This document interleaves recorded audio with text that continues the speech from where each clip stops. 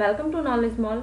Knowledge mall में हम लोग देख रहे हैं एनटीपीसी के एग्ज़ाम के लिए, ग्रुप डी के लिए और साथ ही साथ आरआरबी जेई के लिए, इन सारी चीज़ों के लिए आने वाली जो समय में एग्ज़ाम होने वाले हैं उसके लिए सारे पार्ट का आपका टेस्ट सीरीज चल रहा है। तो आज है ये मैथ का 33वां टेस्ट सीरीज।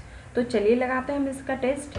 पहला क्वेश्चन दिया गया है, कहता है कि एक वस्तु के क्रय मूल्य का 70% उसके विक्रय मूल्य के 40% के बराबर है।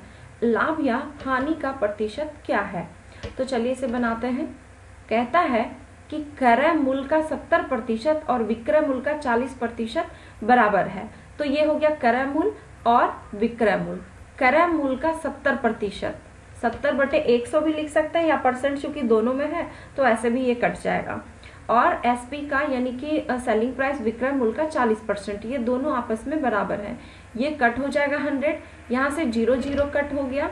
तो CP इज टू SP का जो मान आ जाएगा वो कितना आ जाएगा 4 और SP का 7। अब कहता है कि लाभ या हानि का प्रतिशत क्या होगा यहाँ पे।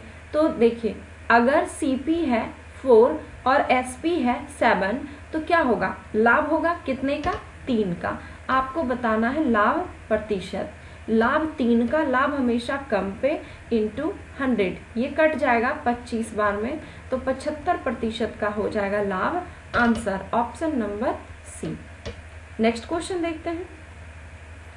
कहता है दो बेलनों के आयतन का अनुपात 7:3 है तथा उनकी ऊंचाई का अनुपात 7:9 है। यदि दूसरे बेलन के आधार का क्षेत्रफल 154 वर्ग सेंटीमीटर है तो पहले बेलन की त्रिज्या क्या होगी। दो बेलन दिए गए हैं और दोनों का आयतन दिया गया है। तो बेलन इस तरीके से फिगर आता है जैसे सिलेंडर कहते हैं। और कहता है दो बेलन जो हैं इसमें से रेशियो दे दिया गया है, आयतन का तो 7:3 और ऊंचाई पहले का है अब 7 और दूसरे का 9, हाइट की रेशियो दी गई है। अब कहता है दूसरे वाले बेलन का आधार का क्षेत्रफल। तो बेलन का आधार क्या होता है, एक वृत्त होता है, और तो वृत्त का आधार का क्षेत्रफल, वृत्त का क्षेत्रफल दे दिया गया 154। तो चलिए लगाते हैं इसे। आयतन बराबर फॉर्मूला होता है बेलन का आयतन πr² बटे, यहाँ भी पाई तो इसे हम r1 कर दीजिए या बड़ी R² और बड़ी H कर दीजिए, इक्वल टू दिया हुआ है 7:3। अब पाई को कैंसिल नहीं करना है क्योंकि इसका यूज हो जाएगा। अब पाई को 22/7 में चेंज कर दीजिए, 22/7, और r का मान तो आपको निकालना है, h का मान रेशियो में 7 दिया गया है।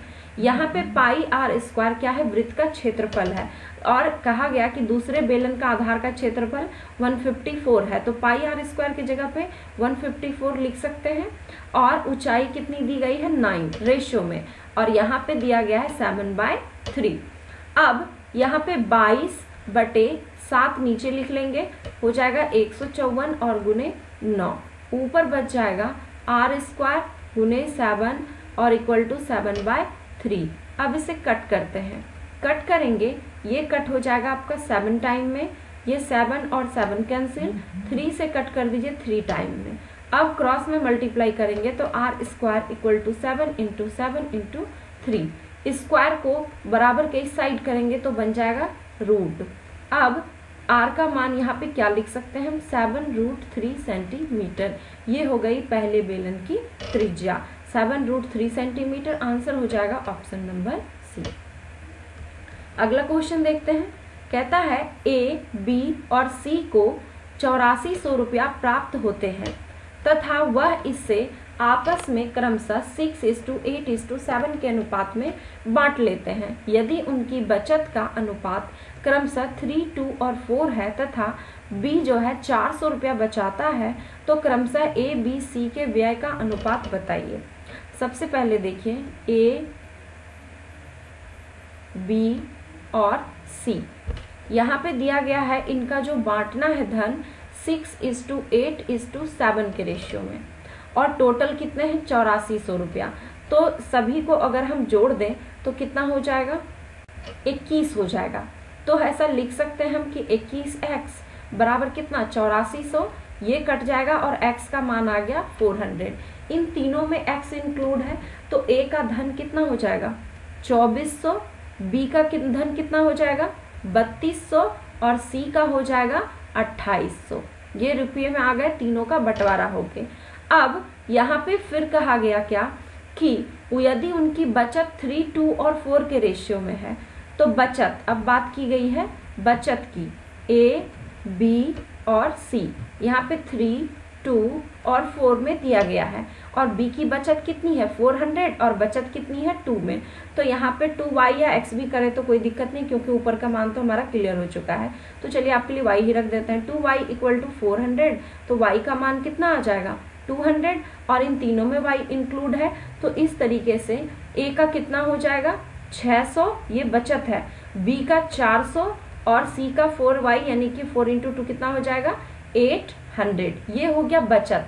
आपको निकालना है खर्च, खर्च का बताना है अनुपात। ए का, चलिए ए का अलग अलग निकाल लेते हैं। अगर 2400 रुपये में खर्च बचाया उसने 600 रुपया, तो खर्च कितना किया, इसमें घटा देंगे तो ये हो जाएगा 1800 रुपया। अब बी की बात की जाए तो बी का हिस्सा 3200 है, जिसमें से बचाया 400 रुपया, तो खर्च कितना किया 2800 रुपया। ओके, एंड सी का हिस्सा है 2800 और इसमें से 800 रुपया वो बचाता है, तो खर्च कितना करता है 2000 रुपया। अब तीनों का निकाल देना है आपको रेशियो, खर्च का रेशियो निकालना है। तो यहाँ पे लिख दिया मैंने 1800, यहाँ 2800 और यहाँ हो जाएगा 2000। तो ये 0 0 कट हो गए, 00 सभी का कट गया। अब 2 से कट करें इसे 9 टाइम में, ये 14 टाइम में और ये 10 टाइम में। अगर फिर कट रहा है तो आप काट सकते हैं, अब ये नहीं कटेगा। तो रेशियो हो गया खर्च का 9:14:10। ये होगा option number B. Next question है, कहता है कि यदि मैं अपनी सामान्य गति से 7/6 की गति से चलता हूँ तो अपने दफ्तर 15 मिनट जल्द पहुँचता हूँ।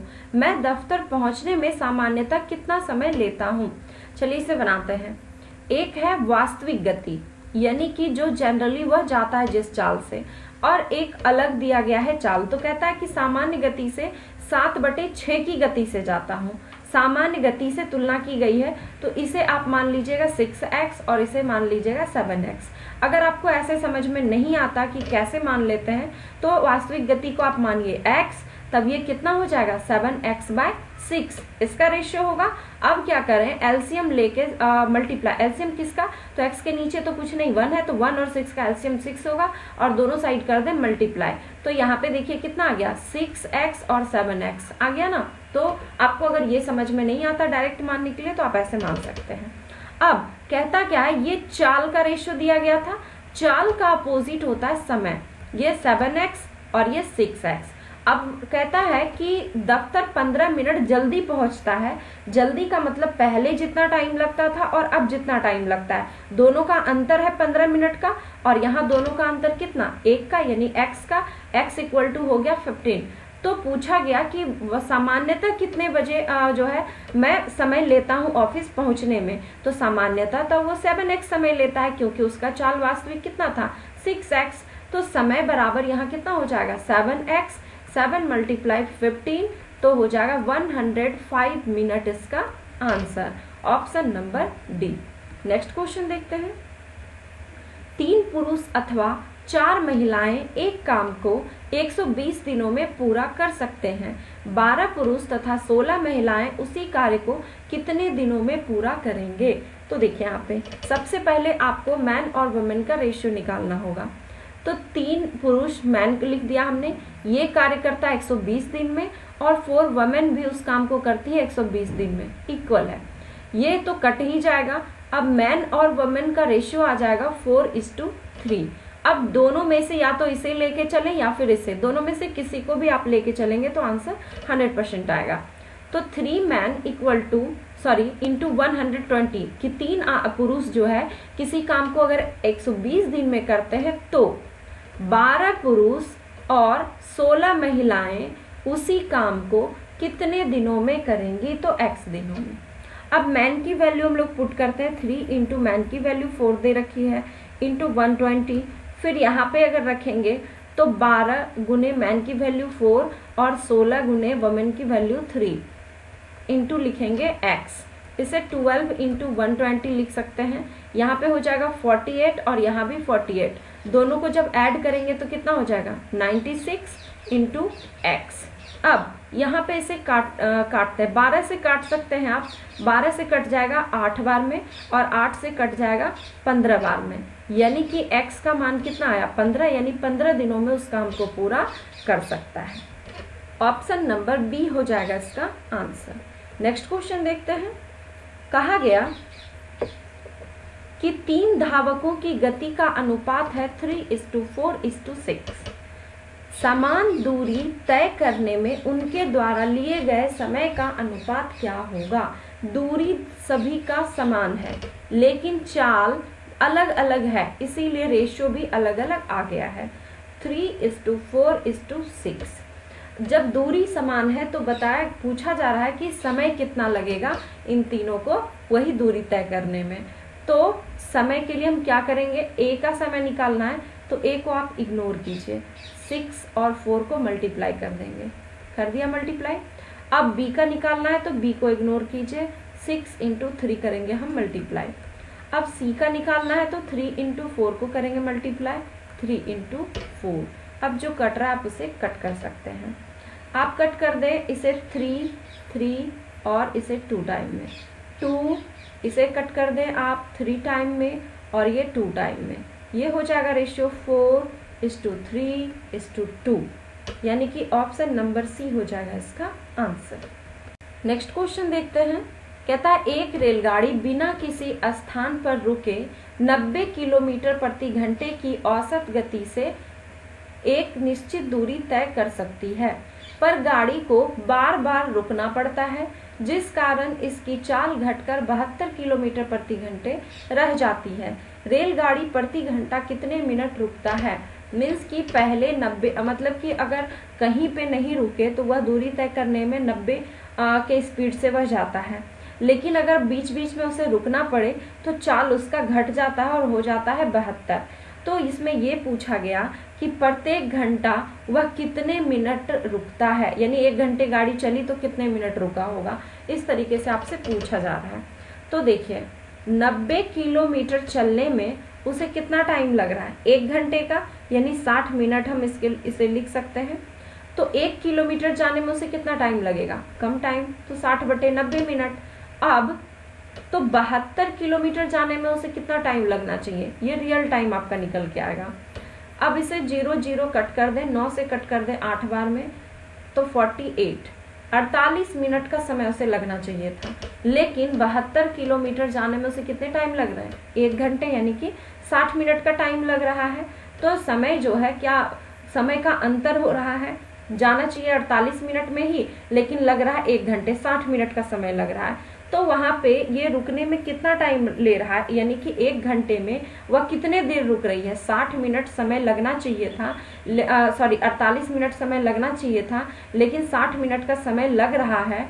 तो कितना समय का डिफरेंट हो रहा है, 12 मिनट का, यानी कि 12 मिनट गाड़ी रुक रही होगी कितने घंटे में, तो प्रत्येक घंटे में। तो 1 घंटे में गाड़ी कितने देर रुक रही है, तो 12 मिनट।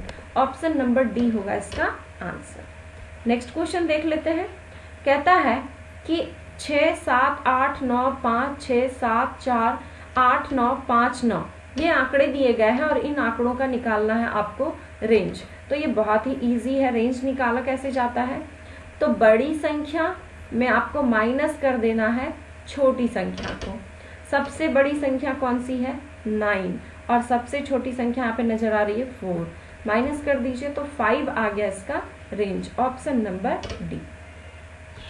नेक्स्ट क्वेश्चन दिया गया है, कहता है कि पाई चार्ट दिया गया है और एक पाई चार्ट में एक कक्षा के छात्रों की पसंद को दर्शाता है। चार्ट का अध्ययन कीजिए और उस पर आधारित सवालों के जवाब दीजिए। तो यहाँ पे देखिए भाषा को पसंद करने वाले 10%, भौतिकी 25% और गणित 20%, फिर यहाँ पे है रसायन शास्त्र 20%, सामाजिक विज्ञान 10 और कंप्यूटर साइंस 15% पसंद करने वाले हैं। तो अब आपको ये चार्ट देख लिए होंगे, अब इसे आपको बनाना है दिए गए क्वेश्चन को। क्वेश्चन में दिया गया है, कहता है कि छात्रों की कुल संख्या 500 है, तो ऐसे छात्र जो कंप्यूटर साइंस, रसायन शास्त्र और भौतिक, कंप्यूटर साइंस, रसायन और भौतिकी, इन तीनों को पसंद करने वाले का अनुपात अन्य विषयों के छात्रों के साथ कितना होगा। तो चलिए यहाँ पे देखते हैं।